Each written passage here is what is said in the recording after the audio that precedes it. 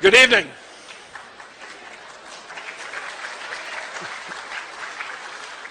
I want to welcome you to the Roger W. Hines Lecture for the 2006-2007 academic year. My name is Scotty McLennan, and I'm the Dean for Religious Life here at Stanford. A dozen years ago, the James Irvine Foundation established the Hines Lectures in Religion and Society. The series is intended to bring to the Stanford campus leading thinkers who examine the intersections and interactions of systems of belief and practice with human groups and societies. Past Hines lecturers have included Elaine Pagels, Diana Eck, Bruce Lawrence, Karen Armstrong, and last year, the Dalai Lama. There's much to honor in Roger Hines and his legacy. A professor of psychology, then dean, then vice president at the University of Michigan, he came to the University of California at Berkeley, where he served as chancellor from 1965 to 1971. Hines led the American Council on Education and then the Hewlett Foundation until his retirement in 1992. For many years, he lent his wisdom and energy to Stanford, having become a regular participant at its Memorial Church and a consultant to university leaders. We're delighted to honor him again this year with tonight's lecture. And I'm grateful to Religious Studies Professor Robert Gregg, formerly the Dean for Religious Life, who worked closely with the Irvine Foundation to establish this lecture series, and in a moment he will introduce this year's speaker. And with that, I would like to introduce Professor Robert Gregg. Thanks, guys.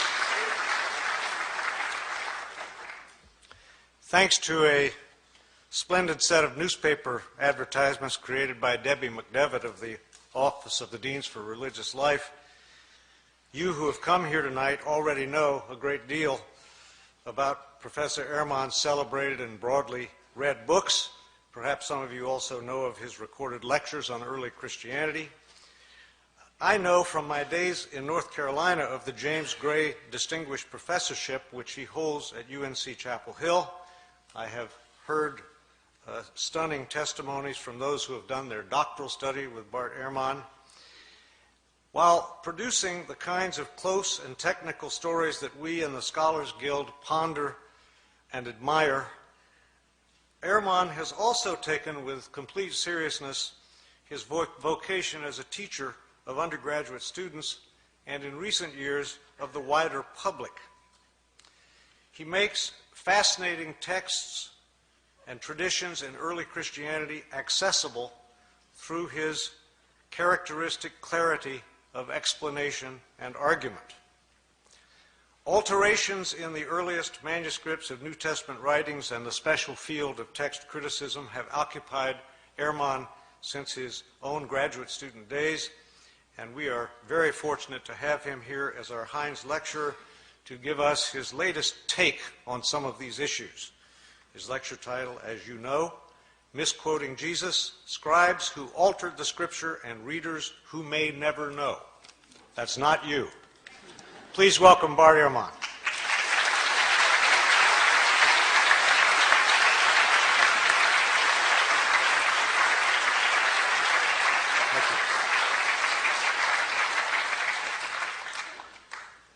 Well, thank you very much for that generous introduction, and you're welcome. It's a pleasure to be with you all this evening.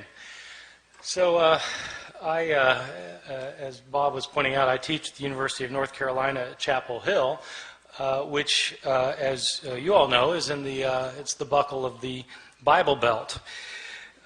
Which creates certain interesting moments in teaching historical approaches toward early Christianity and the New Testament.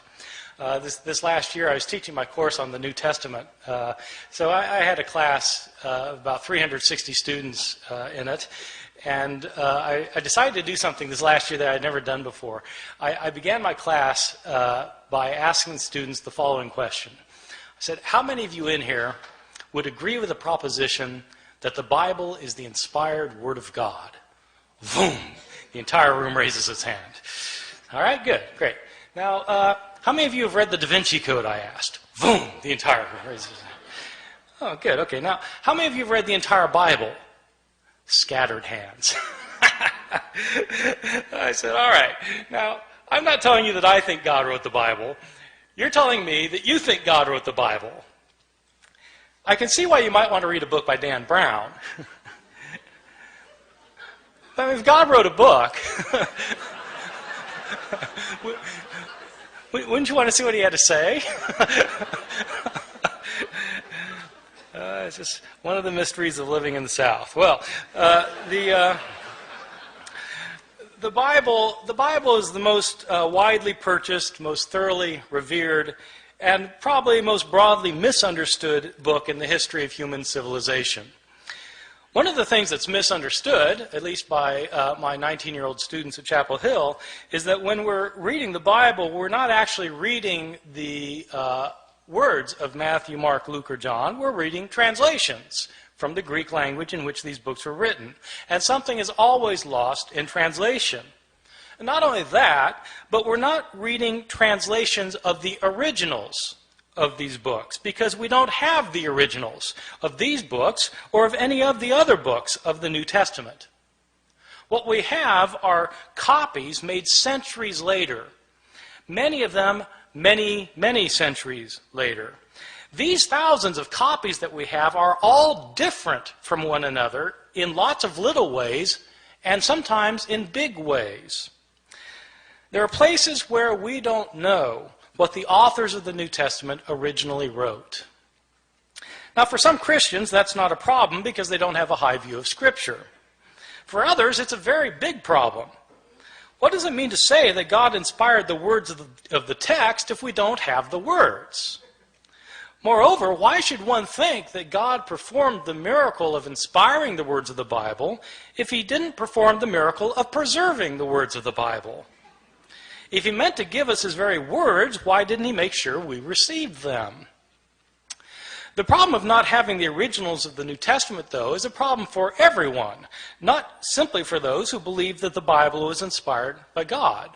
For all of us, I think, the Bible is the most important book in the history of Western civilization. It continues to be cited in public debates over gay rights, abortion, over whether to go to war with foreign countries, over how to organize and run our society. But how do we interpret the New Testament? It's hard to know what the words of the New Testament mean if we don't know what the words were. And so in this lecture, I'll be talking about not knowing what the words were, and what we might know about the originals of the New Testament, how they got lost, and how possibly they might be reconstructed. So let me begin by talking about, on a fairly basic level, how it is that we got the books of the New Testament. The books of the New Testament were all written in Greek. They were all written in the first century of the Common Era.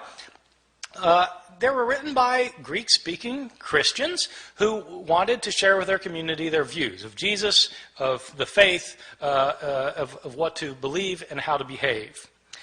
So an author like Mark, the author of our first gospel, sat down and wrote out one day his gospel about Jesus. Now, we don't know where Mark actually lived. Some scholars have thought that Mark maybe lived in Rome. So let's say he lived in Rome. Mark writes his book.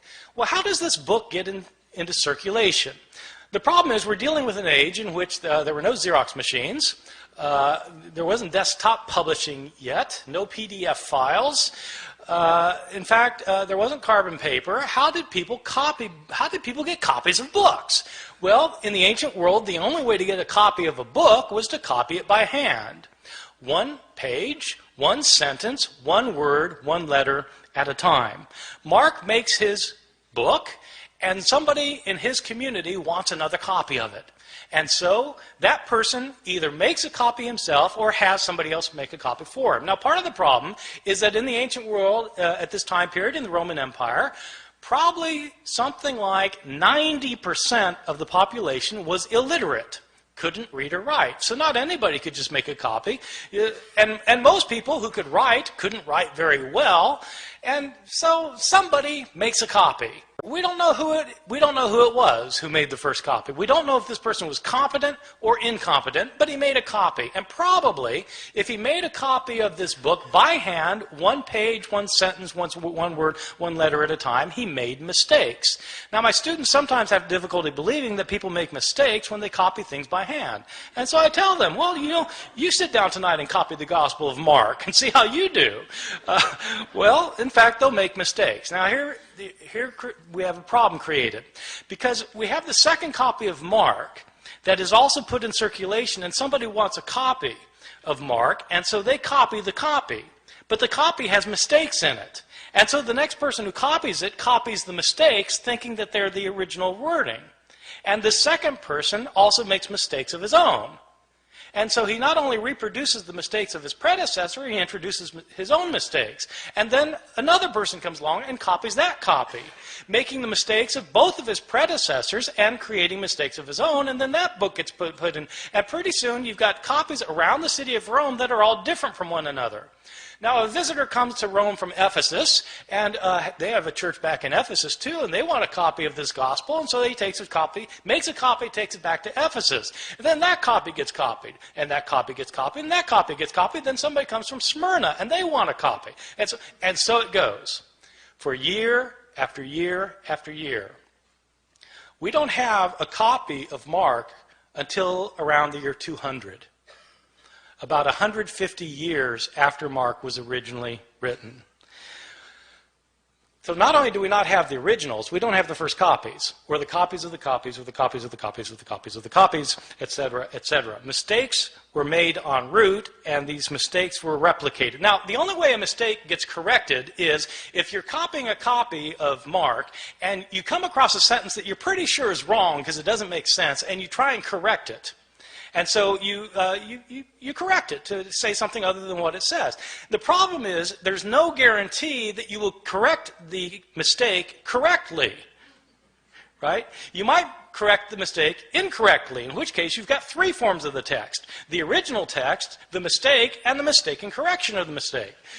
And so it goes on for year after year, decade after decade. The originals end up getting lost. They get lost. They're either worn out of existence, or people figure, well, we don't need this. I've got a brand new copy of it, and so they throw it away. And all of the books of the New Testament, all 27 books, experience the same fate. And so that is the situation we're dealing with. This is not a situation that's unique to the New Testament. This is a situation that we find for every book from the ancient world. Every ancient book has this problem. The problem is exacerbated with the New Testament simply because the New Testament has come to be revered as Scripture, and also because, as it turns out, we have more copies of the New Testament than of any other book from the ancient world.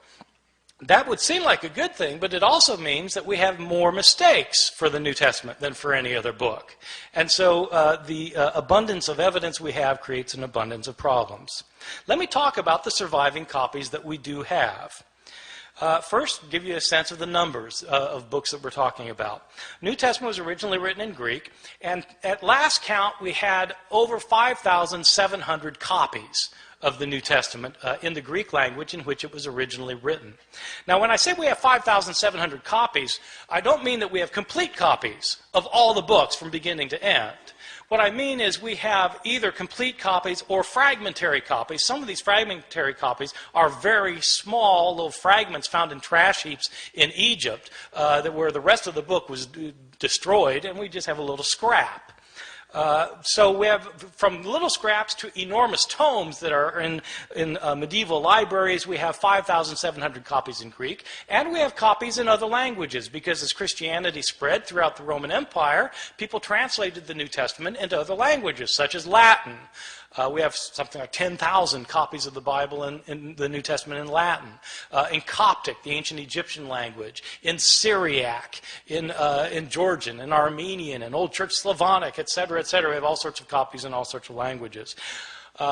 These copies can be compared with one another, and when you compare these copies with one another, there are lots of mistakes in them because no two of these copies are exactly alike in their wording. How old are these copies that we have? Well, the oldest copy that we have of any book of the New Testament is actually a little fragment that was discovered in Egypt. This fragment is about the size of a credit card, and it's written on both front and back. That's significant, by the way, that it's written on both front and back, because it tells you that this copy actually came from a book, like we have books today where you've got pages written on front and back, as opposed to a scroll. Christians early on preferred writing their scriptures in books rather than in scrolls. That made these books different from other books throughout the Roman world. This little credit card-sized scrap that we have is called P52. It's called P52 because it's written on papyrus. So papyrus is an ancient writing material, and it's called P52 because it was the 52nd papyrus that was discovered and categorized, classified. Cataloged. So this little scrap has a few lines on it from John chapter 18.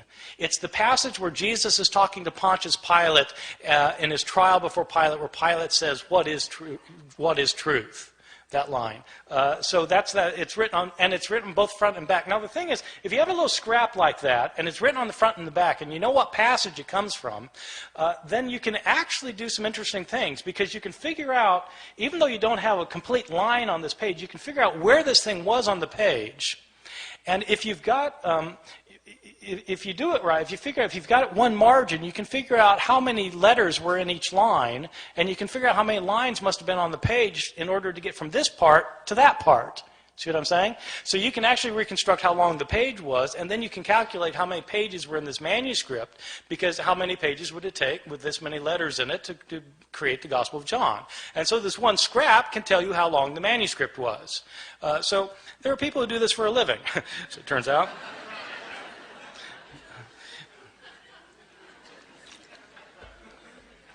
So this is the oldest scrap. How old is it?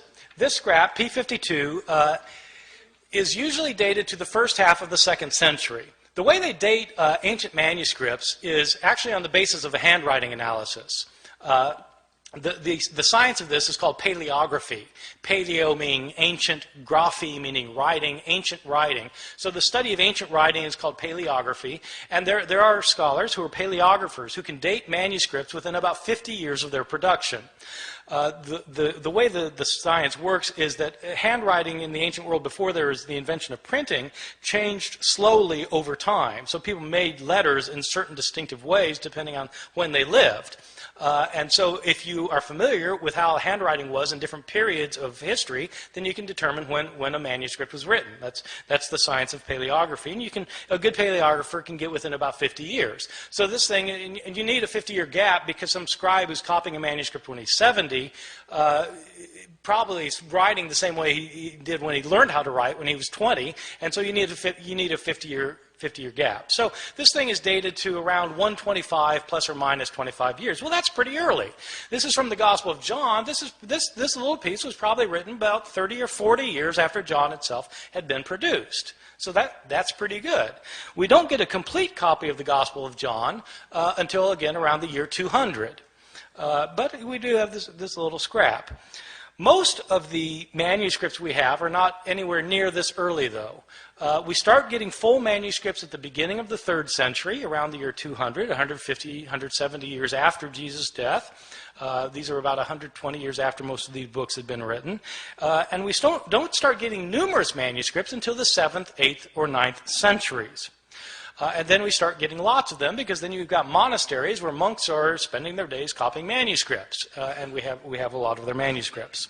And so 5,700 manuscripts, some of them going back into the 2nd century, none of them being the originals, or within even within a few years of the originals.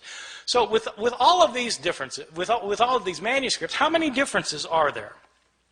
Throughout the Middle Ages, it appears that the scholars didn't realize that there was a problem of not having the original text, or very few scholars realized that this was a problem. Even the scribes copying the text, they sometimes would realize there were differences in the manuscripts they were copying, but they didn't make a very big deal about it.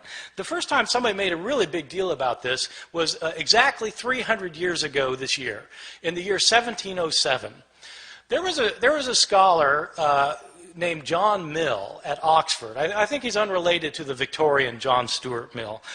This John Mill was a scholar of the Bible, and he had spent 30 years looking at manuscripts of the New Testament. Now, this is obviously after the invention of printing, and printers have to decide what text they're going to print, and the problem is they've got manuscripts that have differences among them.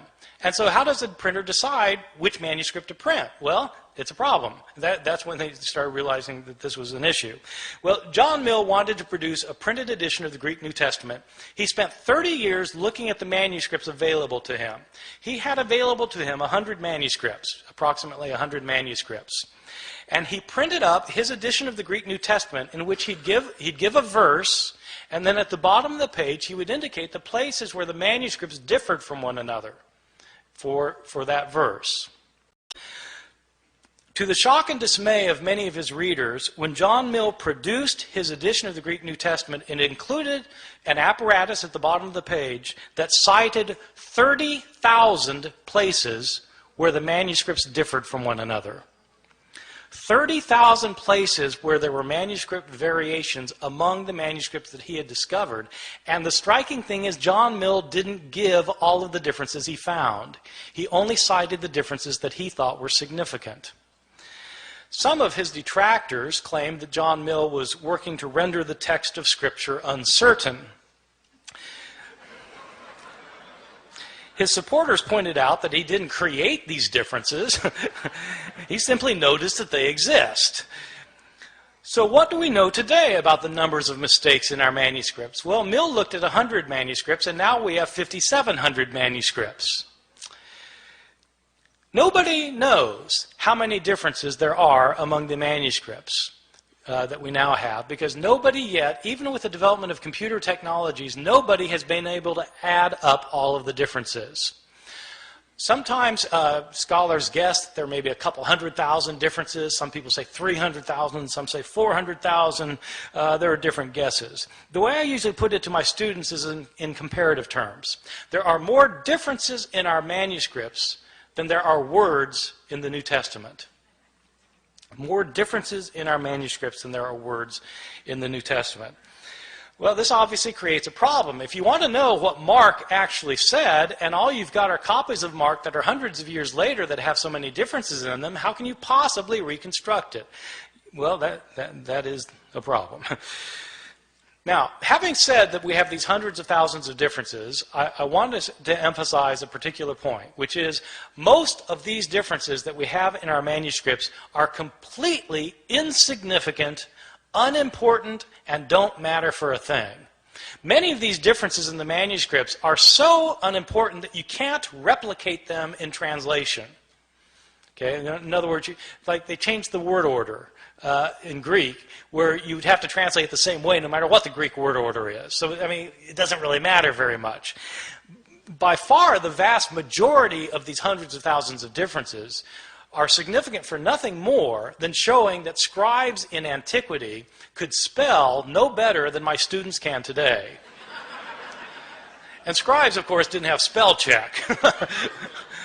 Scribes, in fact, didn't even have dictionaries. And many scribes didn't care how they spelled anything. Sometimes you'll be reading a manuscript and there'll be the same word that occurs, say, 3 times within a couple of lines, and the scribe will spell the same word 3 different ways. He just doesn't care how the word is spelled. Well, so, you know, you've got lots and lots of those kinds of changes, and what do they matter for? They don't matter at all. So, having said there are all these hundreds of thousands of differences, I want to stress that most of them don't matter for very much. Some of these changes, the ones that don't matter, basically are accidental mistakes. Scribes were sometimes tired or sleepy, sometimes they were distracted, sometimes they were inept or unqualified, and they made mistakes. They would leave out a word, they'd leave out a verse, sometimes they'd leave out a page. They just made mistakes sometimes. One of the common mistakes of scribes is actually kind of interesting. Sometimes, you know, in the New Testament, you'll have a saying where you'll have 2 lines that end with the same words. Like Jesus in Luke chapter 12 says that whoever confesses me before people will be confessed before the angels of heaven, and whoever denies me before people will be denied before the angels of heaven. So you've got two lines that end with the words before the angels of heaven. And what scribes sometimes would do is they'd copy down the words before the angels of heaven on the first occurrence, and then they'd copy it down, then their eye would go back to the page, and their eye would alight on the second occurrence of the same words.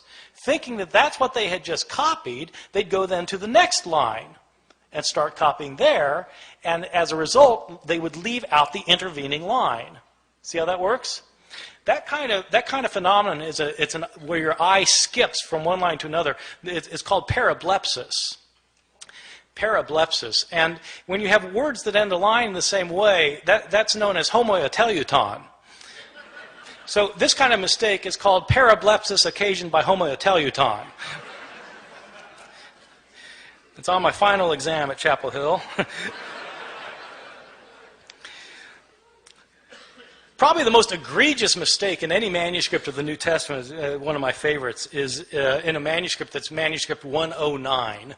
It's 109 because it's written on parchment and animal skin instead of papyrus, and it's the 109th manuscript that was cataloged.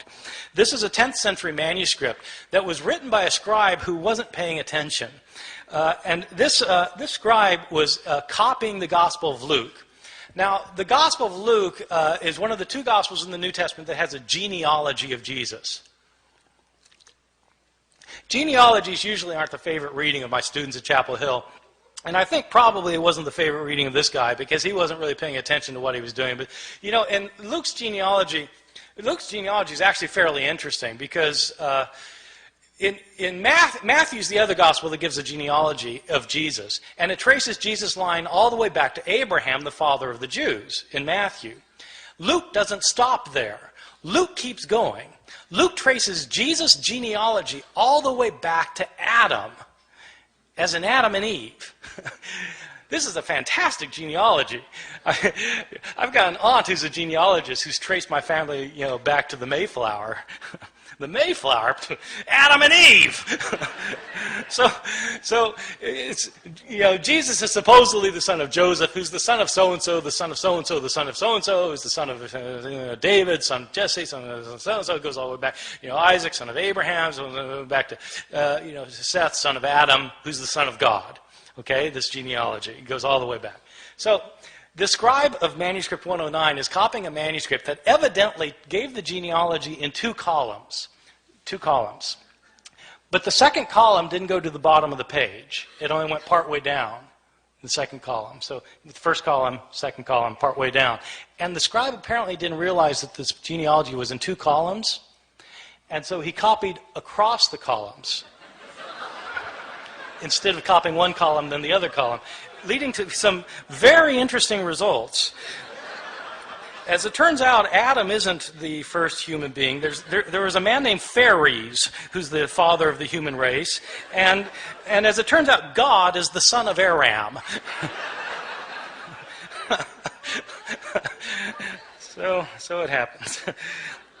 These kinds of mistakes are just pure accidental mistakes that scribes mess up in places. There are other kinds of mistakes that are what I think are probably intentional mistakes. I differentiate between accidental mistakes where scribes just slip up and intentional mistakes where it looks like scribes are actually trying to change the text. Now, I don't know for sure that scribes are trying to change the text. I don't have any scribes around to interrogate about the matter. But there are some changes that don't look like they could possibly simply be a slip of the pen. And there are others that are debatable, whether they were a slip of the pen or not. But let me give you a couple of examples, and you'll see that some of these look like scribes maybe wanted to change the text. I'll give you a couple for instances. In Mark chapter 1, the Gospel of Mark, we read at the very beginning that we read, as was written in Isaiah the prophet, behold, I send my messenger before your face to prepare your way for you. Okay, this is in Isaiah the prophet, behold, I send my messenger before you. This is a very interesting passage because the passage that's quoted is not Isaiah. When it says in Isaiah the prophet and then it gives the quotation, the passage quoted is actually Exodus. So it's interesting that in the later manuscripts of Mark's gospel, the text is changed So that it no longer says in Isaiah, as is written in Isaiah the prophet. Now it says, as is written in the prophets. You see, getting rid of the problem that, in fact, this isn't a quotation from Isaiah. Right? See, so maybe that's a slip of the pen, but it looks to me like somebody saw that this could be taken as a mistake, and they changed it as a result. Or give you a second example. In Luke's Gospel, chapter 2, we have the only story of Jesus as a boy in the New Testament. Jesus is a 12-year-old, and we're told that he and his family have taken a trip to Jerusalem to celebrate a festival, probably the Passover festival. It is a peculiar story because they celebrate this festival, and then the family gets back and goes back in the caravan back home, and 3 days later they realize Jesus isn't with them.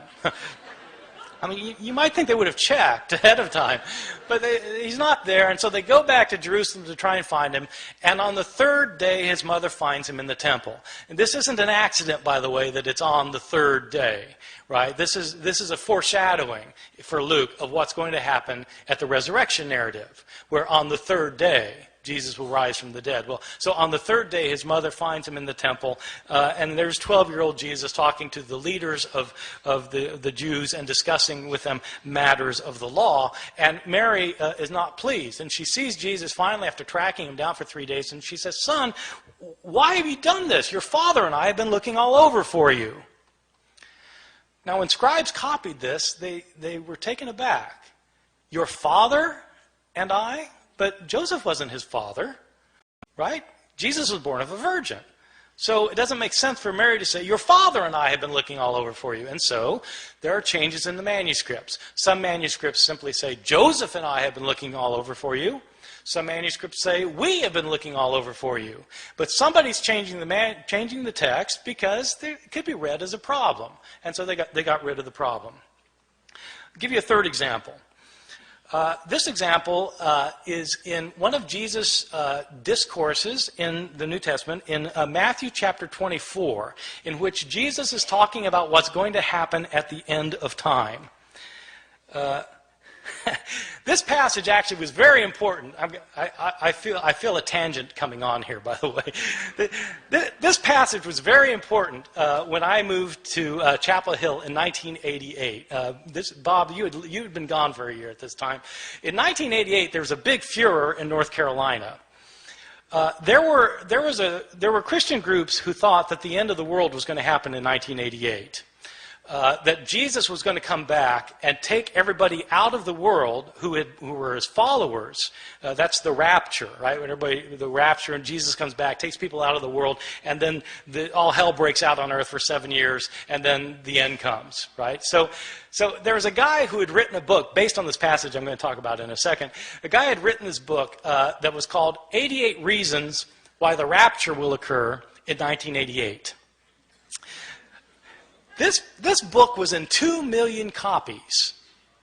I had students whose parents believed it and literally sold the farm.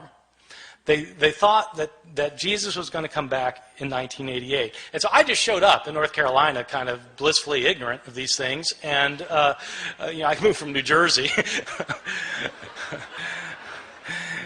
where such things we're not worried about. And but this guy named Edgar Whisenant, he was a NASA engineer who had studied the Bible and come up with 88 reasons why the rapture is going to occur in 1988. And one of the reasons involves this passage I'm going to talk about. Jesus tells this the disciples want to know, when's the end going to come? And Jesus tells them, learn the parable of the fig tree. When the fig tree puts forth its leaves, you know that summer is near. So too, when these things take place, you know that the end is near. Truly I tell you, this generation will not pass away before all these things take place.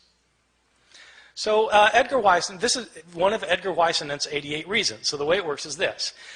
What is Israel in the Bible? Israel is sometimes represented as a fig tree. Well, when the fig tree puts forth its leaves, you know that the end is near. Well, okay, so if the fig tree is Israel, when does the fig tree put forth its leaves? Well, the fig tree lies dormant over the winter, and then when springtime comes, it comes back to life. When does Israel come back to life? 1948.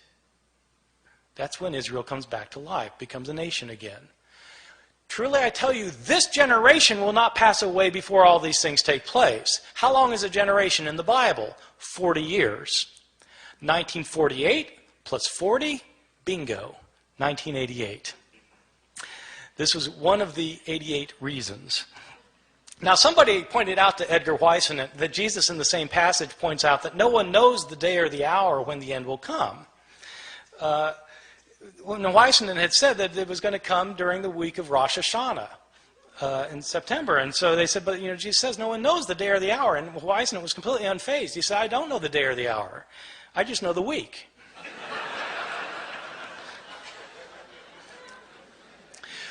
All right, so this passage actually throughout Christian history has been important because people have always been trying to figure out when the end's going to come. So in this passage, Jesus says no one knows the day or the hour, not the angels of heaven, nor even the Son, but the Father alone. Okay, Matthew 24:36. Scribes copying that found it to be a peculiar thing to say, though. Not even the Son knows when the end is going to come?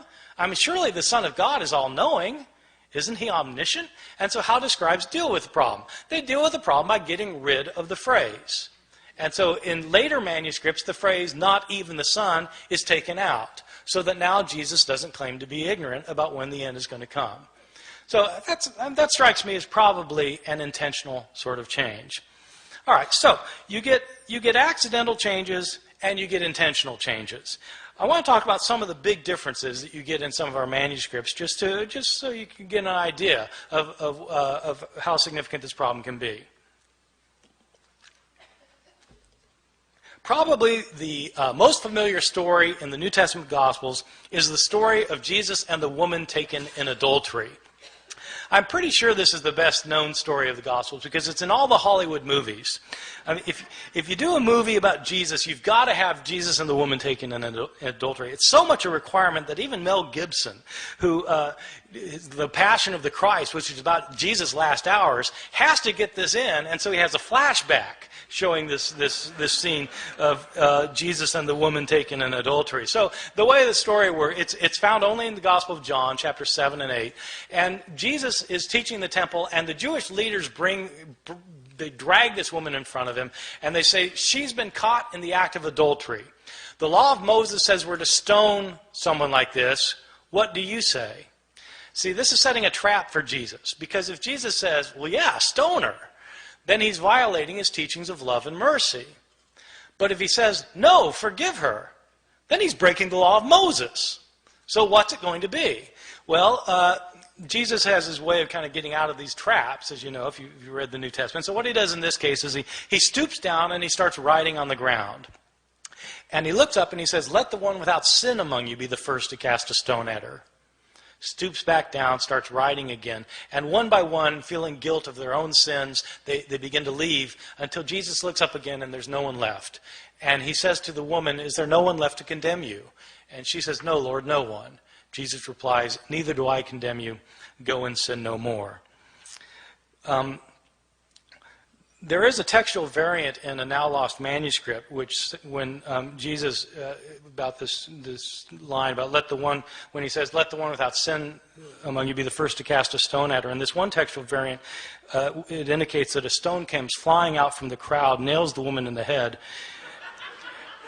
And Jesus says, Mom, sometimes you really tick me off.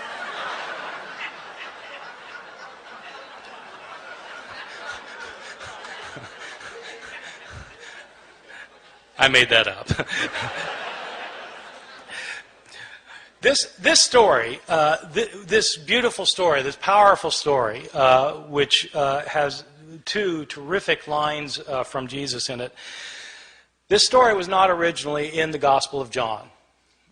This is a story that was added to the Gospel of John by later scribes. How do I know that?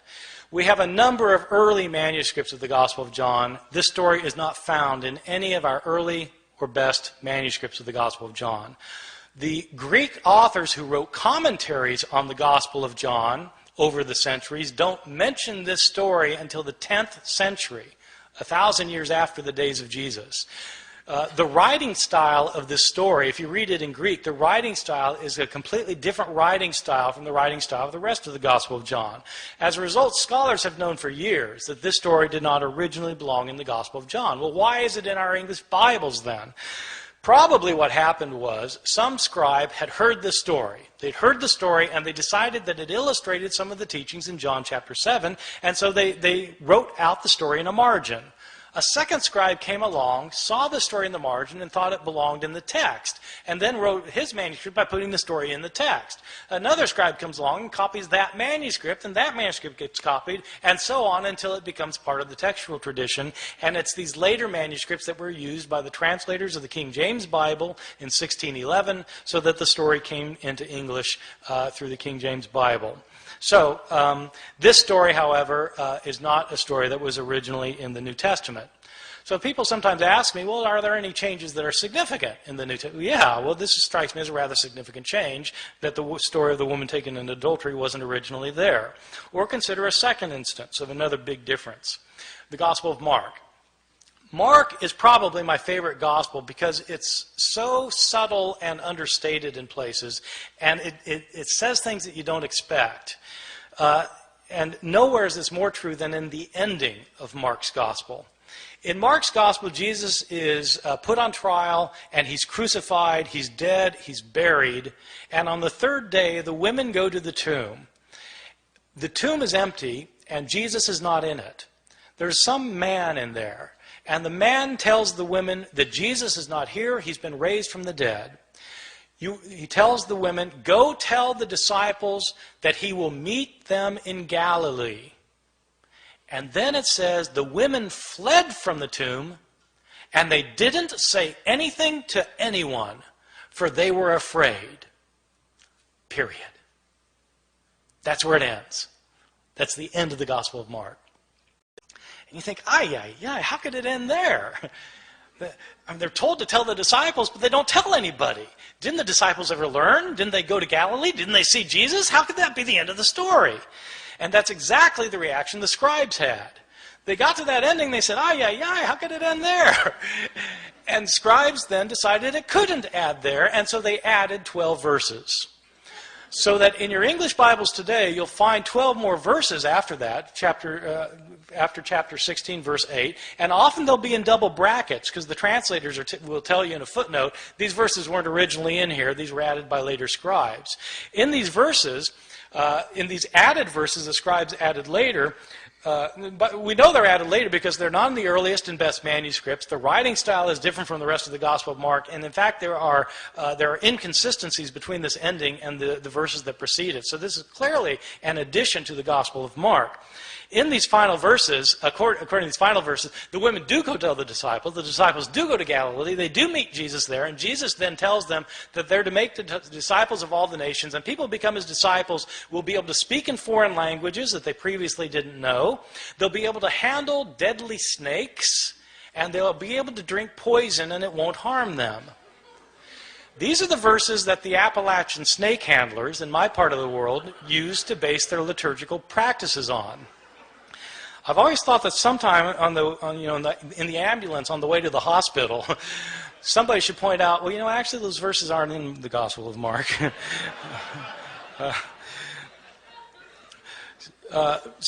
Mark actually ends with the women not saying anything to anyone, for they were afraid. Somebody added the last 12. Let me give you a couple more examples of some differences that strike me as big. One that I think is really quite interesting that scholars debate. The first two I gave you, scholars don't debate very much. Almost everybody agrees that they weren't originally there. But there's an interesting change in another story in Mark that there's a lot of debate about among scholars. It's a story in Mark chapter 1 where Jesus heals a leper. And the way the story works is that Jesus is walking along, and a leper comes up to him, and the leper says to him, this is a guy with leprosy, and he comes up to him and he says, Lord, if you're willing, you're able to cleanse me. And in most manuscripts it says that Jesus felt compassion for the man, and he reached out his hand and he said, I am willing, and he healed him. But in several ancient manuscripts it says something different. In these other manuscripts, instead of saying Jesus felt compassion for the man, it says, and Jesus got angry and reached out his hand and said, I am willing, be cleansed. getting angry. Now, scholars have to debate which is the text that Mark originally wrote and which is the text that's been changed by a scribe. And one piece of logic that scholars have used over the years is this. Ask yourself, which text is a scribe more likely to have created out of the other? Is a scribe likely to have taken the text that says Jesus felt compassion and changed it to say Jesus got angry? Or is a scribe likely to have found the text that said Jesus got angry and to change it to say Jesus felt compassion? Well, if you put it like that, then, well, the latter's more likely something a scribe would have changed. And so this criterion ends up sounding kind of backwards, but the way the criterion works is that the reading that's the most difficult to understand is probably the original one. Okay? The more difficult reading is to be preferred. And so that's one reason for thinking that, in fact, this text originally said Jesus got angry. And there are actually a whole host of reasons for thinking that's what the text said. The next step, then, is to ask, well, what's he angry about? In other words, to try and figure out what the text means. But you can't know what the text means unless you know what the text says. You see? So you've got to establish the words first, and that's what people who are textual critics do. They try and decide what the words originally were. Let me give you one other example, and then I'm going to stop and take any questions that you have. There's another quite moving passage in the Gospel of Luke, which is also well known. It's a scene in which Jesus is being crucified, and Luke is interesting in the scene of Jesus' crucifixion. Luke is interesting at the scene of the crucifixion because it's unlike what happens in Luke is unlike what happens in Mark's gospel, the story of the crucifixion. In Mark's, just to illustrate this for a second, in Mark's gospel, which is the first gospel, you have a very distinct portrayal of Jesus going to his crucifixion, a portrayal that is filled with pathos and agony. People don't realize this, that Mark's portrayal is very different from Luke's portrayal. And the reason they don't see that there are differences is because of the way that people read the Gospels. The way people typically read the Gospels, if they read the Gospels at all, but if they read the Gospels, the normal way of reading a Gospel is you start at the beginning and you read to the end. So, okay, you're going to read the Gospel. You start with Matthew. You start with the first verse, chapter 1, verse 1, and you start reading and you get to the end. You go from top to bottom. Then you read Mark. Start with the beginning, go to the end, top to bottom, and it sounds a lot like Matthew. Same stories, a lot of the same words, sounds very similar. Then you read Luke, top to bottom, sounds exactly the same. Not exactly, it's different, but it's basically the same thing. They sound alike. And then you read John, well, that's different, but, well, in essence, it's not that far off. So they all sound basically the same because you read them from top to bottom, or you read them vertically. The way to see differences in the Gospels is to read them not vertically, but to read them horizontally. Where you read a story in Matthew and you look at the same story in Mark and compare the two stories. When you do that, you start finding enormous differences. People, there are all these debates about whether there are discrepancies in the Bible. But if you want to find discrepancies in the Bible, all you have to do is read the texts horizontally. I give this as an assignment to my students all the time. I give them I say, take the resurrection accounts. What really happened at the resurrection? Depends which author you read. And so I have them list what happens in Matthew, what happens in Mark, what happens in Luke, what happens in John, and compare the list. And it's actually quite striking when you do this with the resurrection narratives. Because, well, who is it that goes to the tomb? Is it Mary Magdalene by herself or Mary with other women? If other women, how many other women? And what are their names? It depends which gospel you read. What do they find there? Is the stone rolled away already or is it not rolled away already? Depends which gospel you read. Who do they see there? Do they see a man there as in Mark? Do they see two men there as in Luke? Or do they see an angel as in Matthew? Depends which gospel you read. What are they told? Are they told to tell the disciples to meet Jesus in Galilee, or are they told to tell the disciples to stay in Jerusalem? Do they go tell the disciples? It depends whether you read Mark or whether you read Matthew and Luke. If they do tell the disciples, what do the disciples do? Do they go to Galilee or do they stay in Jerusalem? It depends which gospel you read. I mean, you just go down the line, and it's different. And that's how you get if you read these stories against each other. Well, if you do that in the story of the crucifixion, in Mark and Luke, you come up with very, very different portrayals. The significance of that is not just, there are discrepancies. Yeah, there are discrepancies, but that isn't the point. The point is that if you want to know what Mark has to say, you have to read Mark and not pretend he's saying the same thing as Luke, because they're different. And so Mark has to stand on its own as a literary production.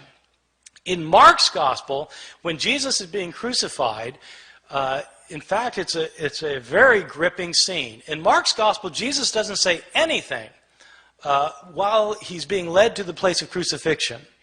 While he's being crucified, he's completely silent. When he's hanging on the cross, he's mocked by the Jewish leaders, by the people who are passing by in front of him. He's mocked by both robbers in Mark's gospel. Jesus doesn't say anything until the end. In Mark's gospel, at the end, he cries out, Eloi, Eloi, lama sabachthani, my God, why have you forsaken me? And he dies. That's it. That's Mark. Very, very powerful and gripping. But people don't realize that this, because people think Jesus said all sorts of other things on the cross. Well, why do they think that? Because they've read Matthew, and they've read Luke, and they've read John, and they end up with the 7 last words of the dying Jesus, which are found in not one of the Gospels, but by smashing all of the Gospels together into one big Gospel. Now, it's perfectly legitimate to do that if you want to do that. If you want to read the Gospels and smash them all together so they're all right and they're all saying the same thing, but you have to realize that if you're doing that, you're writing your own Gospel. And you're making it say something that's different from any of the Gospels of the New Testament. Okay, so I mean that's the effect of doing that. In Luke's gospel, Jesus is not silent. He's not silent on the way to be crucified. He sees women weeping for him, and he turns to them and he says, daughters of Jerusalem, don't weep for me. Weep for yourselves and for your children, for the fate that's to befall you. He's more concerned about these women than himself in Luke's gospel. In Luke's gospel, he's not quiet while he's being nailed to the cross. He prays, Father, forgive them, for they don't know what they're doing. While he's hanging on the cross, he actually has an intelligent conversation with one of the robbers. The one guy maligns Jesus. The other robber says to the other person to be quiet because Jesus hasn't done anything to deserve this. And then he turns to Jesus and says, Lord, remember me when you come into your kingdom. And Jesus says, truly I tell you, today you will be with me in paradise. Jesus knows exactly what's happening to him in Luke's gospel. Not in Mark, but in Luke he knows exactly what's happening to him. He knows what's going to happen to him after it happens to him. He's going to wake up in paradise, and this guy's going to be next to him. And at the end, the most telling thing of all is that Jesus, instead of crying out, my God, why have you forsaken me? He doesn't say that in Luke. What he says is, Father, into your hands I commend my spirit. And he dies. In Luke's gospel, Jesus is completely in control of the situation. He knows what's going on. He knows why it's going on, unlike Mark, where he seems to be in doubt. This verse about, Father, forgive them, for they don't know what they're doing, is a very interesting verse. In early Christianity, this verse was interpreted not as a prayer of forgiveness for the Romans who were crucifying him. It was interpreted as a prayer for the Jews who had turned Jesus over to the authorities. Jesus is asking for forgiveness for the Jewish people in the interpretation of the early Christian interpreters of the passage. That makes it striking that in some manuscripts from the early years, this prayer is omitted by some scribes.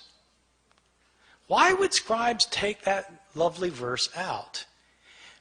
Well, it should be obvious why they took it out. They took it out because they interpreted it as a prayer of forgiveness for Jews, and these scribes didn't think God had ever forgiven the Jews.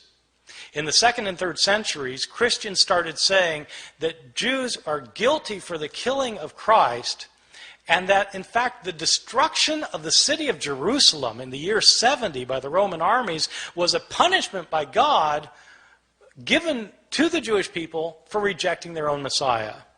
In the 2nd and 3rd centuries, we have Christians who are saying that Jesus was God, so that when Jews, they would say, when Jews are responsible for the death of Jesus, we have some authors saying Jews are guilty of deicide. Jews have killed God, and God held them responsible. What's a scribe who thinks that going to do with this prayer of forgiveness? He's going to take it out. And that's exactly what happens. Some of our early manuscripts are missing the prayer. They're missing it because scribes have changed it for reasons of their own. These are some of the big differences that you can find in the New Testament manuscripts, and there are all sorts of differences that you find. Some are related to theological disputes of early Christianity, where scribes have changed the text to make it coincide more closely with their own theological views. Some of these changes have to do with relationships of Christians and Jews. Some of these changes have to do with Christian understandings of women. There continue to be debates today in churches, Christian churches, about whether women should have leadership roles. Well, these debates often hinge on verses that have been changed by scribes. You can guess which way scribes changed these verses. In the 2nd and 3rd centuries, when women's roles were being suppressed, all of a sudden manuscripts start showing up in which women are told to be silent in the churches. This is the sort of change that scribes made. The textual critic is somebody who tries to deal with this phenomenon of manuscripts that have so many changes in them. There are actually two things that a textual critic does. One thing that is, of course, primary importance is to figure out what an author actually wrote. Because you can't interpret an author, whether you're talking about Plato or Aristophanes or Homer or Mark or Matthew or Luke or John. You can't interpret what an author said unless you can't interpret what he said unless you know what he said. You've got to have his words, and so textual critics try to reconstruct to the best of their ability what an author actually wrote. A textual critic also, though, is interested in knowing why the text got changed. Why did scribes change the text? I mean, it's interesting to see that sometimes they fell asleep, but beyond that, what kind of theological motivations were there for changing the text? What kind of ideological influence were affecting these scribes? When we know more of that kind of information, we're better able to understand both the scribes and their own historical context as people living in the early centuries, especially the early centuries, a time period about which we have very little information about Christianity otherwise. Thank you very much.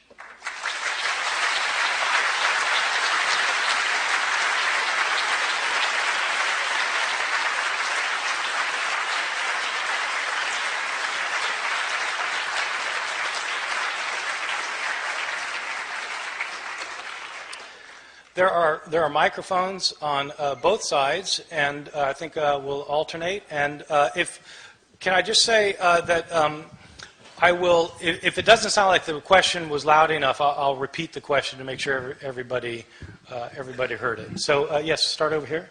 Yes. Early in your conversation or in your presentation, you mentioned that the Bible is often used in social situations, and you mentioned in particularly abortion, war, and what was the other one? Gay rights. Have any of the differences that you have found or others have found affected how those concepts would be interpreted?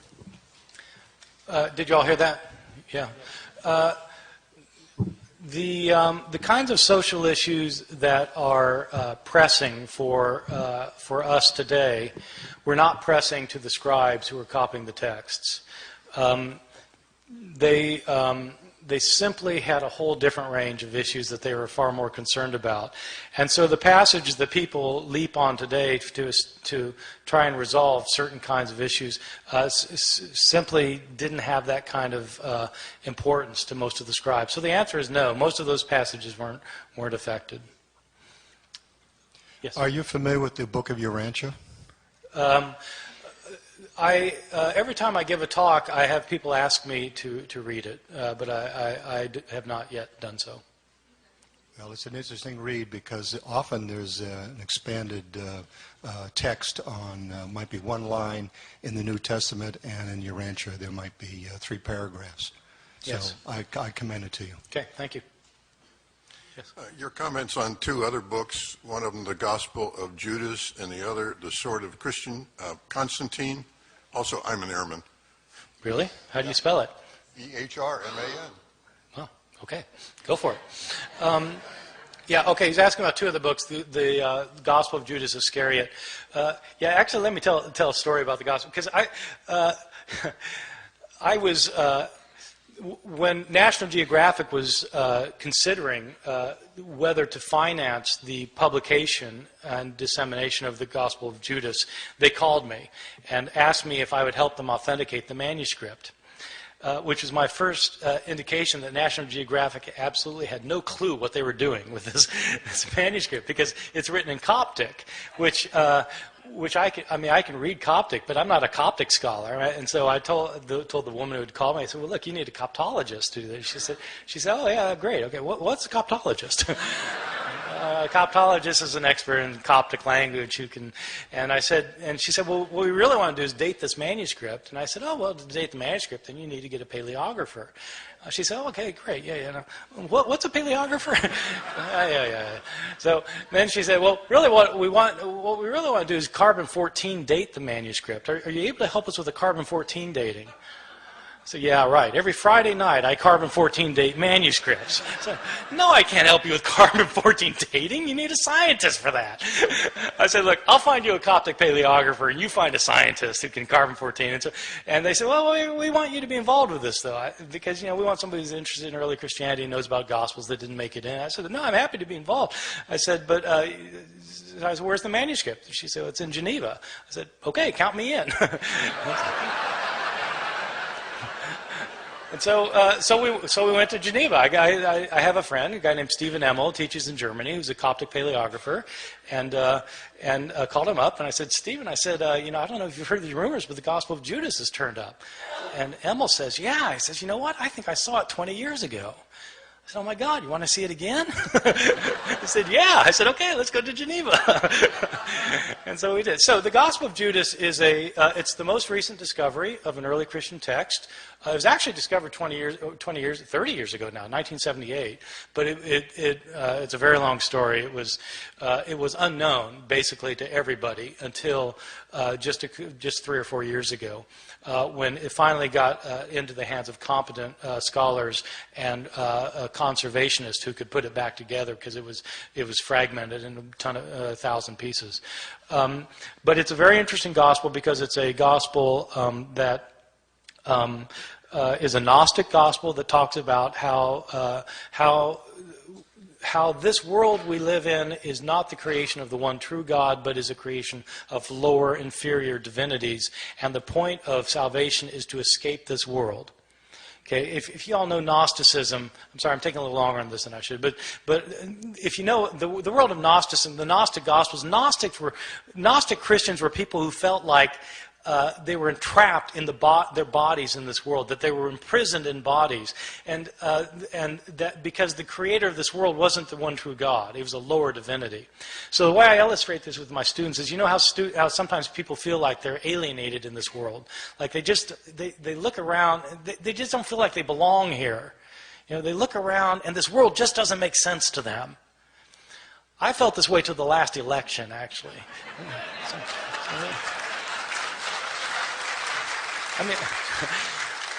I knew people that seemed to do just fine, but it didn't make sense to me. I realized I don't belong here. I'm from another world, and these friends of mine are not from another world. They belong here. And so these Gnostics thought that they need to escape this world by having secret knowledge, and these Gnostic Gospels are Gospels that provide the secret knowledge. So the Gospel of Judas is that kind of thing. The most important discovery of a Christian book in the last 60 years, in my opinion. The other question was about the Sword of Constantine, written by James Carroll, which is, I think, a terrific book, a really good read, basically about Jewish-Christian relations, in short, but how the relationship of Christianity and Judaism changed when the Emperor Constantine became a Christian. I think that's a very, very fine book. I was wondering if you would say a word about Marcion, and also if you would consider 1 Clement to be a first-century witness to the text of 1 Corinthians. Oh, wow. I feel like I'm in my doctoral exam all of a sudden. Wow. Okay. Okay, Marcion. The short on Marcion. Marcion was probably the most important Christian thinker of the 2nd century. He was a kind of a teacher philosopher type from Asia Minor, who took the Apostle Paul very seriously when Paul differentiated between the gospel of Christ and the law of the Jews. Paul thought that a person could not be made right with God by keeping the requirements of the Jewish law, but a person had to have faith in Christ. And so this differentiation between law and gospel for Marcion became an absolute differentiation, that the God who gave the law could not be the God who gave the gospel. So that Marcion taught that there were actually two different gods, that the God of the Old Testament was in fact a different God from the God of Jesus. That the God of Jesus, in fact, tried to save people from the condemnation of the God of the Jews. The idea is the God of the Jews created this world, gave Israel the law, everybody breaks this law, and so this Jewish God condemns them. Justly. I mean, they broke the law, so they're condemned. Jesus comes from a higher God who never had anything to do with this world before Jesus showed up. Jesus came to save people from the wrathful God of the Jews. And so Marcion tried to propound this point of view and won a lot of converts. In fact, in his day, he was extremely successful. There are a lot of Marcionite churches that started up. And in some parts of the Christian world, it looks like this Marcionite understanding of Christianity was the dominant form of Christianity. In this form of Christianity, the Christian Bible didn't have an Old Testament, because that was the book of the Jews. And it had the Christian New Testament consisted of Paul's letters. Marcion knew of 10 of Paul's letters, and one gospel, the Gospel of Luke. So it was Luke and 10 letters. I mean, some of us are glad that Marcion didn't succeed, because those of us who teach New Testament would only have half-time jobs now. Anyway, so that was Marcion. The second question is, does 1 Clement give us any attestation for the text of 1 Corinthians? So 1 Clement is a book that is in a collection called the Apostolic Fathers. It was probably written in the mid-90s, and so it was actually written before some of the books of the New Testament. It was written to the church in Corinth by the Christians of Rome. And it was actually kind of an interesting situation that led to this letter. There apparently was some kind of ecclesiastical coup in Corinth, where the leaders of the church had been ousted somehow or other. We don't know how. And some other people had taken over, and the people in Rome didn't like it. And they tried to reverse this coup that had happened. And so this author then is writing to the church in Corinth to try and straighten things out. And this author knows about 1 Corinthians, and in fact reflects a lot of Paul's letter, 1 Corinthians, which was written about 30 years earlier. I don't think it gives us any help for knowing the text of 1 Corinthians, if by that you mean, does it help us reconstruct what the actual words of 1 Corinthians were? I don't think it helps us with that, but it does reflect many of the themes that you find in 1 Corinthians. Yes? With the possible exception of Matthew 24, where Jesus says, not even the Son knows, none of the textual examples that you've given tonight pose any problem for fundamental Christian doctrines. And I'm wondering if there are textual examples that are more threatening on that front. My second question is, to what extent were canon and textual problems discussed at Nicaea? Okay, the second question is quite easy. To what extent were the formation of the canon of the New Testament and the text of the New Testament discussed at Nicaea?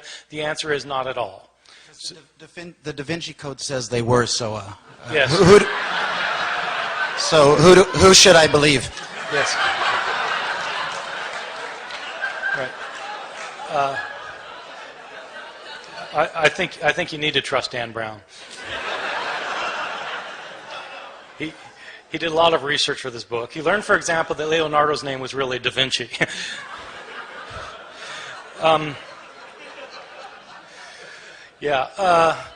According to the Da Vinci Code, the Council of Nicaea is where there was a vote on whether Jesus was the Son of God or not, and it was actually a close vote. And that is completely bogus. Everything he says about the Council of Nicaea is absolutely wrong. The Council of Nicaea didn't talk about the formation of the canon, which books would go in, which books would go out. Constantine had no role to play in that decision at all, nothing to do with it, so far as we know. So that's just... that's something he came up with. That is no bearing on historical reality, I think. Are there textual changes that affect Christian doctrine? Well, it kind of depends how you look at things. There certainly are passages that affect Christian doctrine. There are passages in which scribes changed passages to emphasize that Jesus was divine. They changed other passages to emphasize that he was human. And so they wanted to emphasize that he was both human and divine. And so they changed passages so that it would look that way. One passage in particular is kind of interesting that is directly related to Christian doctrine, is that the doctrine of the Trinity is not explicitly taught in any passage of the Bible. In other words, the doctrine that there are three gods... Sorry. Dan Brown speaking once more. The doctrine that there's one God manifest in three persons, that these three persons are each individually completely God, but there's only one God. Not three gods, but one God, but not one person, three persons. So the three in one. This is not taught in any passage of the Bible except 1 John chapter 5, verses 7 and 8, in which the author says that there are three witnesses in heaven, the Father, the Word, and the Holy Spirit, and these three are one. That's a pretty explicit statement about the Trinity. Now, there's an interesting story about this passage because it doesn't show up in the Greek manuscripts of 1 John. It's in the Latin manuscripts of 1 John. When the first scholar to put together a printed Greek New Testament produced his work, this was Erasmus, who was a humanist from Rotterdam, in the year 1516. He put together for the first time the printed edition of the Greek New Testament. He didn't include the verse, because it wasn't in the manuscripts that he had. And the Latin theologians went ballistic. And according to the story that circulated, Erasmus said, look, it's not in any of the Greek manuscripts. And they said, yes, but it's part of the church's doctrine. You've gotten rid of the Trinity.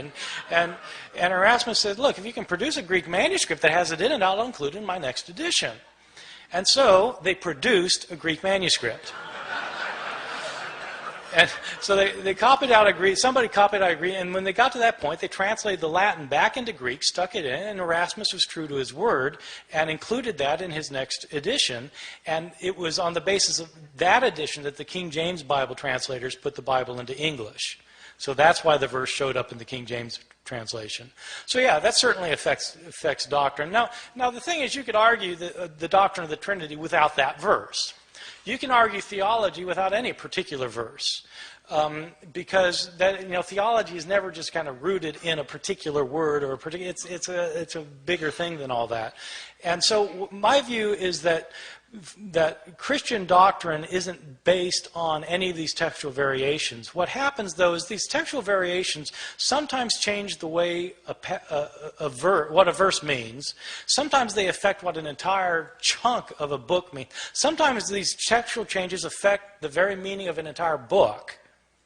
And that's theologically significant to me. Not that it necessarily changes anybody's precious doctrines or their chosen doctrines, but it does affect what the books of the Bible mean, and that's theologically significant, I think. Yes?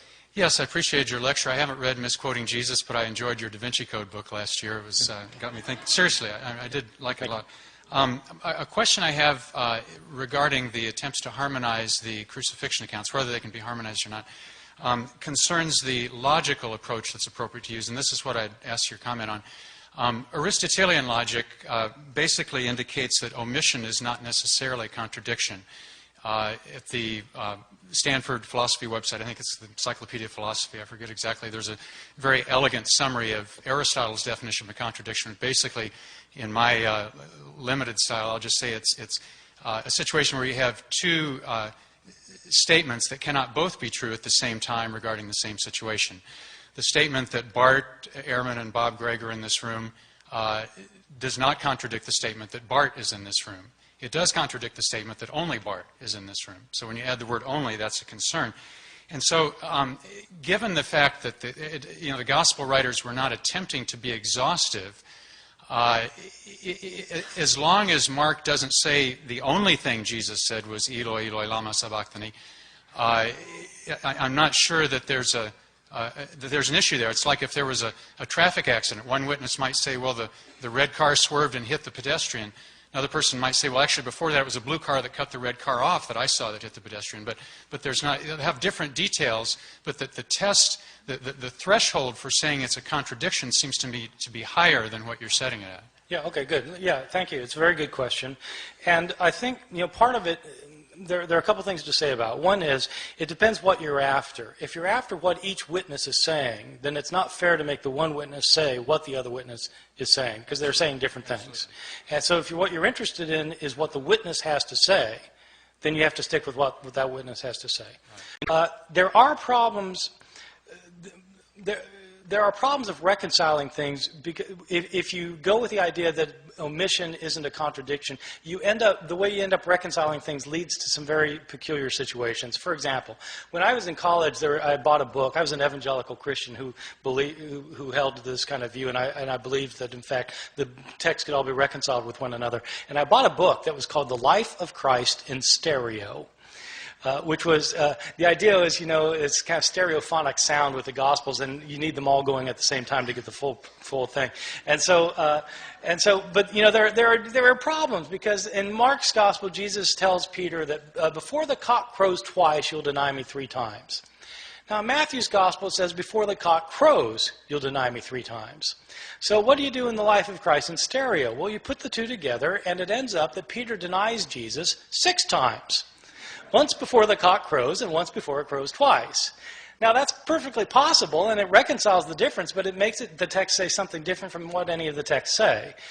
And as it turns out, there are flat-out contradictions, too, which your way of doing it wouldn't work, in my opinion. Just give you one example. One example is... well, no, never mind. Okay. What day did Jesus die on? Well, it depends which text you read. In Mark's Gospel, it's quite explicit that Jesus has a Passover meal with his disciples. Mark 14:12, where do you want us to prepare the Passover for you? Jesus tells them. They go home that night. They have the Passover meal. They eat the meal. After the meal, Jesus is arrested. He spends the night in jail.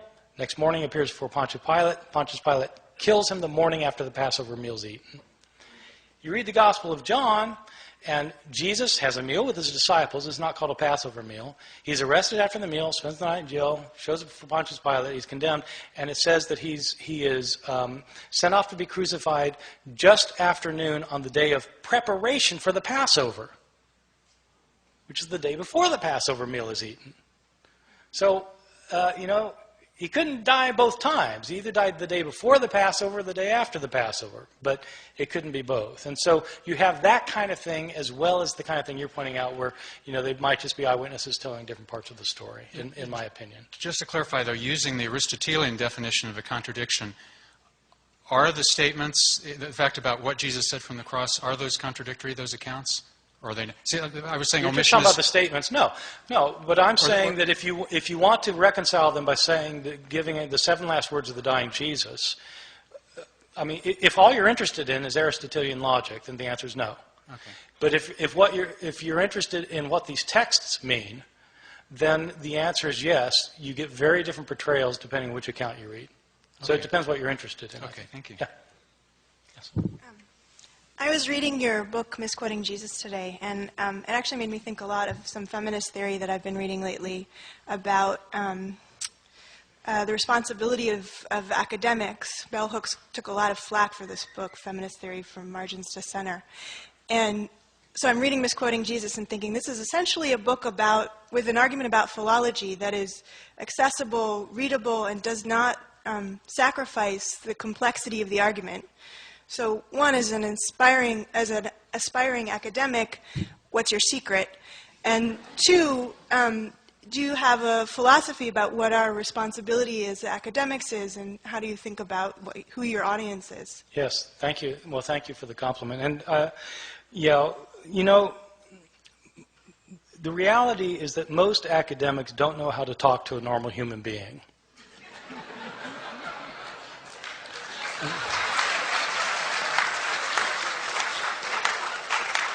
And so I have friends who want, they want to write a book that would sell in Barnes & Noble. And you have to tell them, you're not writing this for the guy who's in the office next door. You're writing this for your mother. You've got to think about, who you need to learn how to communicate with people, and so there's not an easy answer to that. But that was absolutely the challenge of this book. One thing people have gotten upset about, evangelical scholars have gotten upset about this book, is they say, well, this isn't news. We've known about this for hundreds of years, which is, of course, what I say in the book. We've known about this for hundreds of years.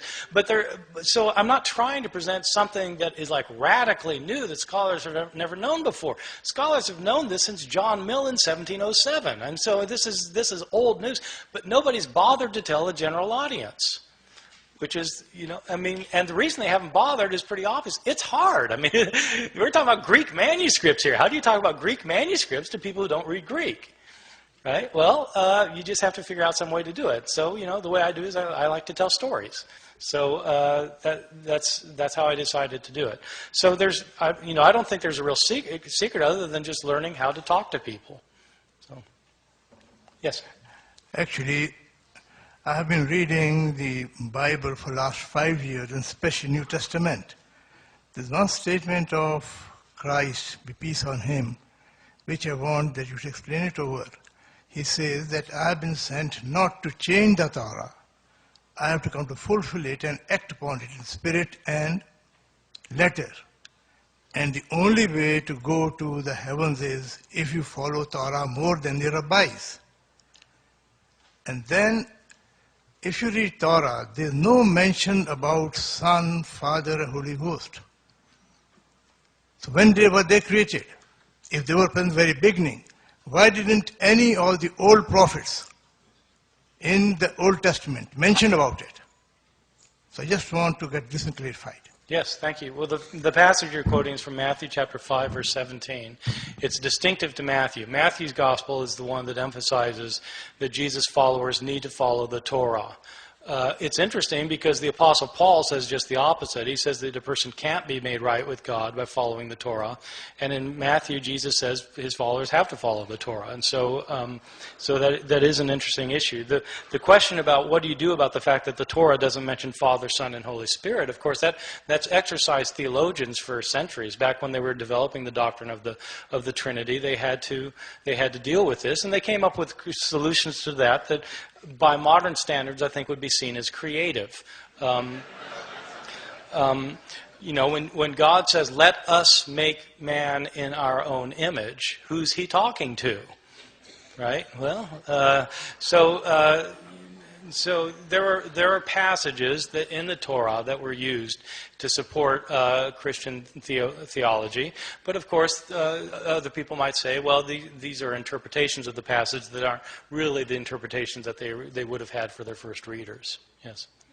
Is there someone over here? Yeah. Yeah, can you talk just a little bit more about the relationship between these textual variants and different interpretations of the manuscripts with the actual process of canonization or deciding what should be put into the Christian canon, what should be omitted? The relationship between the changes in the manuscripts and what should go in and what should go out. Yeah, where they're like, did that play into the debates of, this gospel should be left out because we have different copies that are saying different things, for instance? Yeah, actually, that particular issue didn't come up very much about, can this be in because this manuscript has been changed in so many ways. There are interesting questions about the relationship of text and canon, though. I mean, just on kind of the most basic level, if the woman taken in adultery isn't in the oldest manuscripts, but it's in most of the manuscripts from the Middle Ages, is it part of the Bible or not? Is it part of the canon? Or the last 12 verses of Mark. They're not in the earliest manuscripts of Mark, but they're in most of the manuscripts of Mark. So is it part of the Bible or not? And that really is a good question, and it's not a question that a historian can answer. It's a question that a theologian needs to answer, because it has to do not with historical fact, but with theological interpretation about the nature of Scripture. But it's really, I think it's a fundamental question for theologians, because if theology, if a biblical theology is rooted in the text, you have to know what the text is. Which is, for me, one of the reasons I've been surprised over the years that theologians show no interest in textual criticism at all, most of them. No knowledge of it, no interest in it. And it seems to me it's actually kind of important for biblical theologians anyway.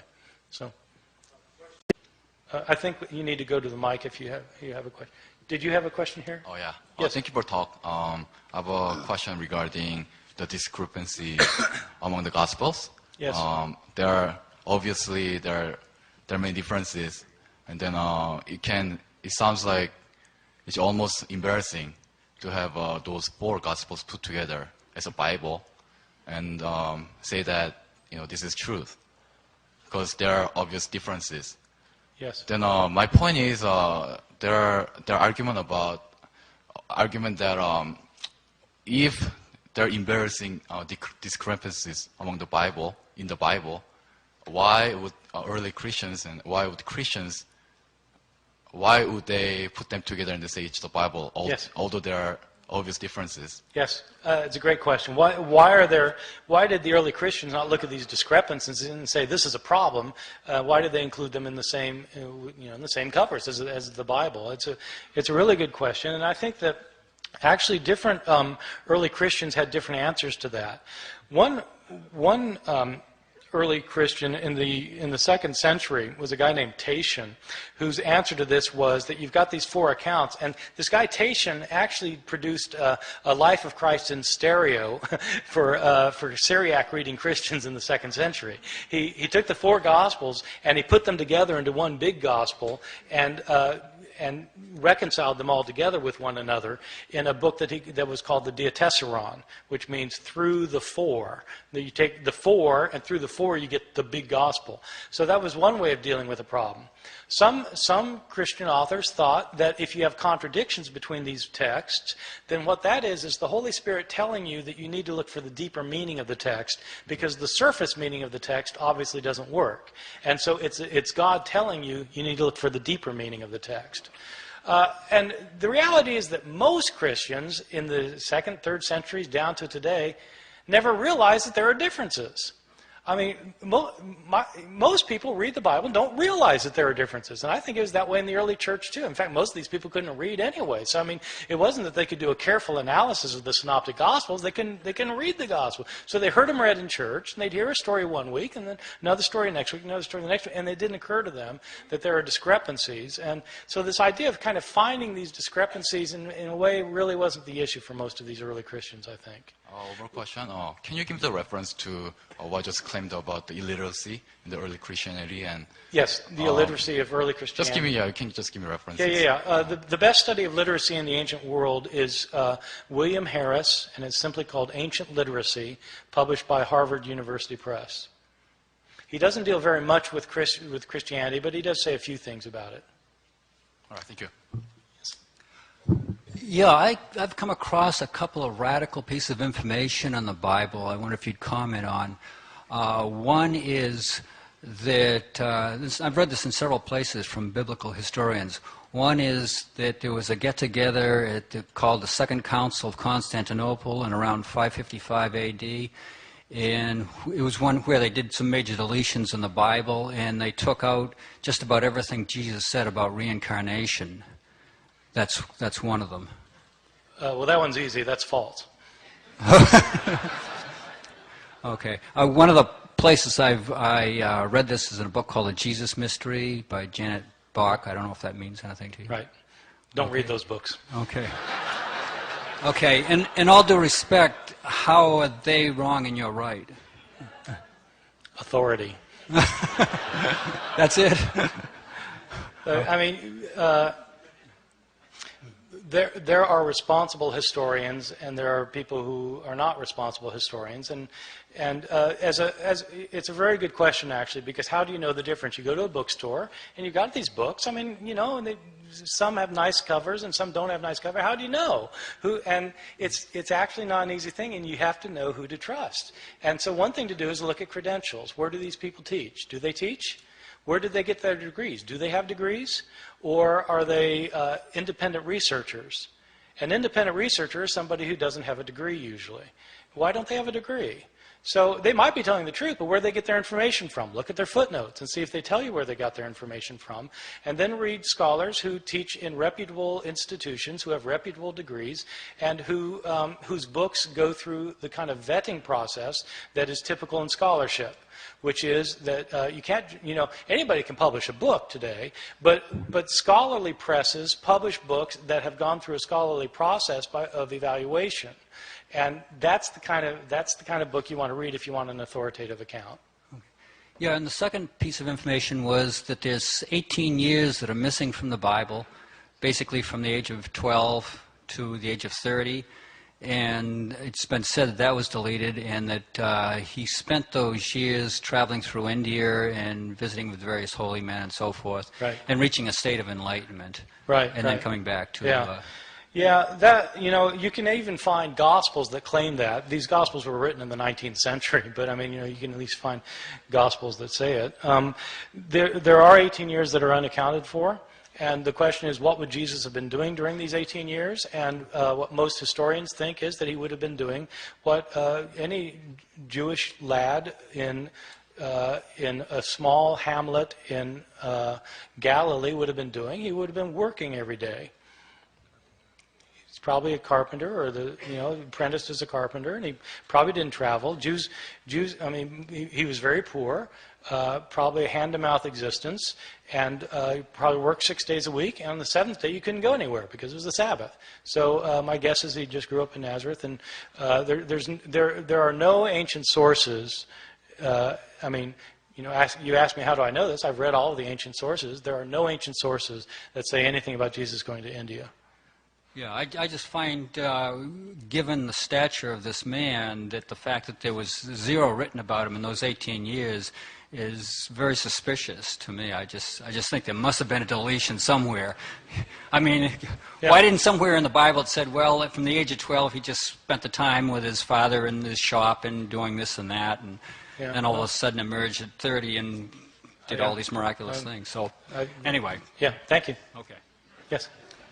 My question concerns essentially languages. If I understand correctly, and I'm not a biblical scholar, but I've done a little bit of work, most of what is written is from 30 years, the earliest would be some of the earlier letters of Paul, to 60 and further on years later after Christ passed on, much of which is either in Greek or in Latin. And in spite of what the governor of Texas was purported to have said in about 1923 in a trial on bilingual languages, they had that same problem when she threw a Bible down and said, if English was good enough for Jesus, then it's good enough for our students. I suspect that Jesus didn't speak English and actually spoke the language of the common people, since he was actually trying to talk to the common people, which, if I understand correctly, in first century Palestine was Aramaic. And there are very few Aramaic texts around. So could you comment on what's missing between what was actually said and the codices that we're actually trying to decode, and with no reference to Da Vinci Code here, decode as being what he might have said. Yes. In fact, I don't believe he spoke English, so he did not say, Father, forgive them, for they know not what they do.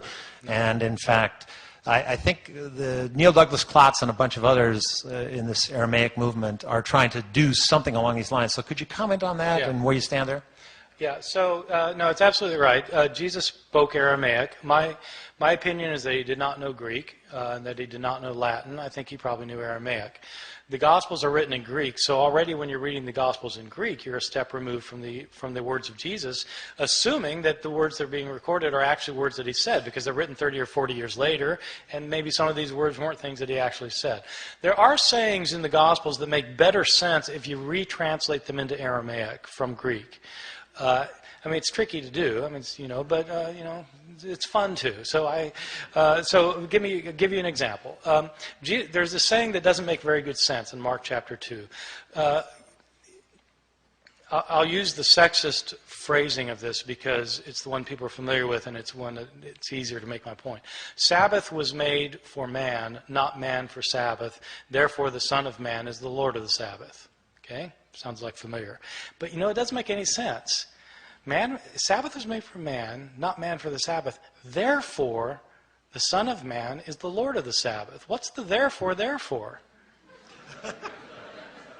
because it doesn't work. Well, but if you say it in Aramaic, the word for man, meaning human being, and the word for son of man is the same word, Barnashah. Sabbath was made for Barnashah, not Barnashah for the Sabbath. Therefore, Barnashah is Lord of the Sabbath. That makes sense. So you retrovert it into Aramaic, and it adds up. And there are other sayings, just as a side, so you need to do that, actually, if you're doing the historical Jesus study. The other side of that is, there are some things that cannot be retroverted back into Aramaic, which means Jesus probably didn't say them. Give you a famous example. Every World Series behind home plate, you get somebody holding up a sign, John 3:3. You must be born again. This is a very interesting passage that people holding these signs don't realize. The linguistic problems, which is this. When Jesus says this in the Gospel of John, he says, a person must be born anothen to see the kingdom of heaven. Anothen is a Greek word. Now, the word anothen is interesting because it actually has two meanings. It can mean from above, or it can mean a second time. Okay, it means both things. And you have to decide which it means depending on the context. Nicodemus misunderstands what Jesus says. Jesus is saying you have to be born from heaven to see the kingdom of heaven. And Nicodemus thinks, I've got to go crawl back into my mother's womb and be born a second time? And then Jesus corrects his mistake. No. And he tells him what he meant the first time. So the conversation hinges on the double entendre of this word anothen, the Greek word anothen. And you cannot reproduce the double entendre in Aramaic. So the conversation hinges on a particular Greek word that doesn't have a parallel in Aramaic, which means the conversation couldn't have happened like that. So, how about Hebrew? No Hebrew either. Yeah. But they weren't speaking Hebrew in Jesus' day. Jesus probably could read Hebrew, I think, but they weren't. It wasn't a spoken language in Palestine in his time. Yes. I have two questions. The first one is, how would you compare the copyists of the Sophorim copyists with those of the early Christians, which you've made a great point on?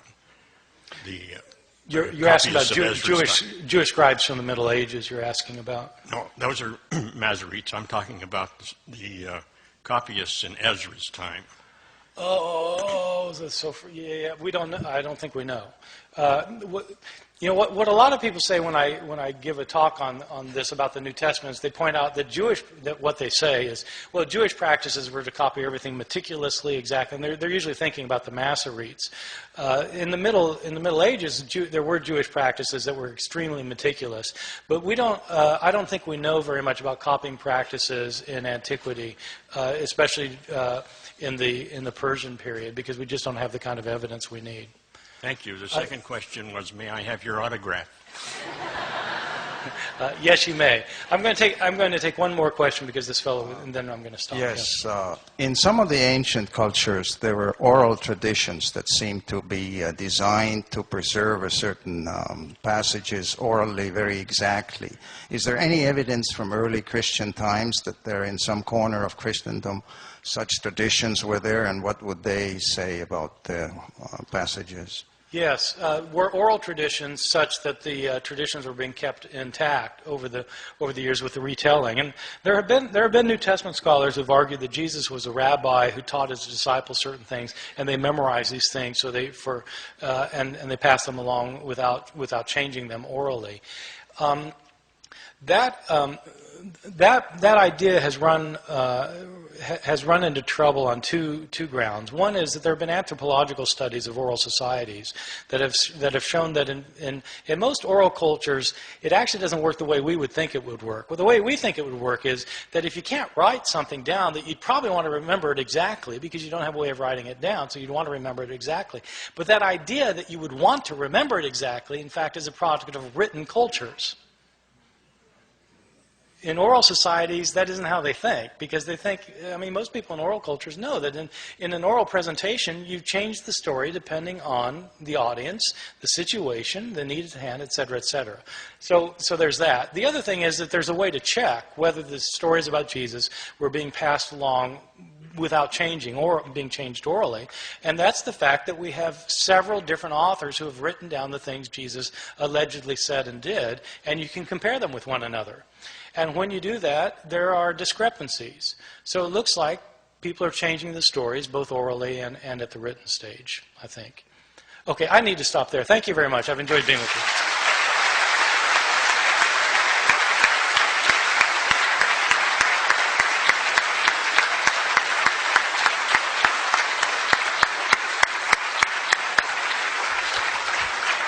Thank you for an extraordinary evening. Thank you, Professor Ehrman, for bringing us scholarship that we haven't known for 300 years, as you point out, since 1707, both here tonight and in your books. And thank you all very much for your questions and for your participation this evening.